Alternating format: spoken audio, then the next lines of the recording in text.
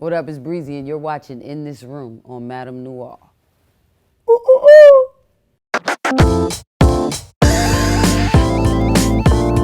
What's up? What's up? What's up?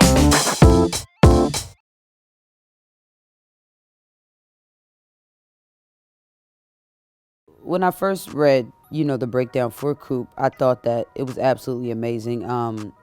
I don't like the fact that every time we see a gay person, male or female, on TV, it's so sexually motivated. You know what I mean? Everything they do is like it has to do with sex, and it's like, I think the portrayal of it hasn't been as realistic as it should have been. So with Coop, I just wanted to, bring the normalcy to it, because when you speak on a person of the LGBT community, it's always just like they're gay. It's almost like they're not even a person. You know what I mean?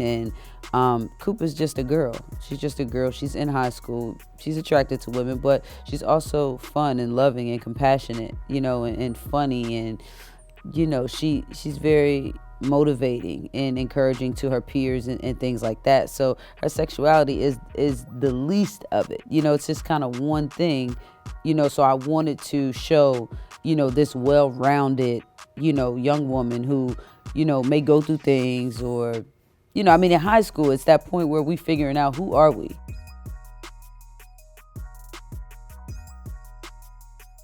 I've really tapped into who BreZ was in high school, and people would assume that, when you see a young woman who may appear to be a little bit more masculine than you feel like she should be, most of the times you're incorrect. Most of the times people are wrong. So I really wanted to keep, a certain amount of femininity about her, and because that's who I was, or who I am. You know what I mean? I'm still a girl. It doesn't matter what I wear, or how I look, if I have my head shaved or if I don't, if I wear braids or a hat, you know what I mean? It didn't matter. So with Coop, I really tapped into BreZ in high school.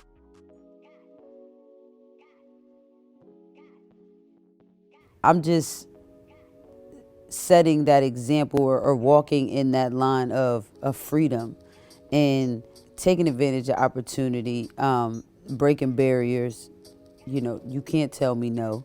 You know what I'm saying? And we had a lot of powerful black people who stood for that. You know what I'm saying? So I think for my generation and those watching or coming behind me, one thing about me, you gonna know that she just did what she wanted to do. You know what I'm saying? And I don't say that in a negative light, but I'm absolutely able, as long as there's air in my lungs, I'm absolutely able to do whatever I put my mind to.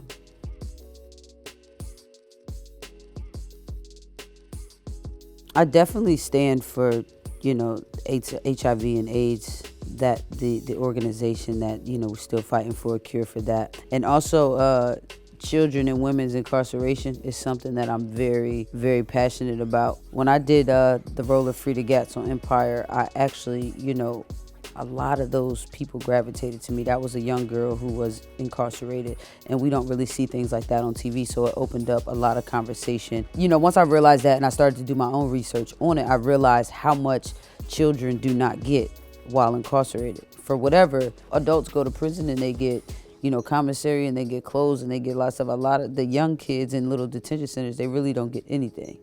Women and feminine hygiene products and bras and panties and stuff like that. And I think that's sad, because I think when you have kids, it's hard to kind of teach a 35-year-old man, you know what I'm saying? But when you have 8-year-olds who are being trialed as adults or whatever, like, there's still room to change, you know what I'm saying? And I think with the proper attention given, and the proper resources, that could happen.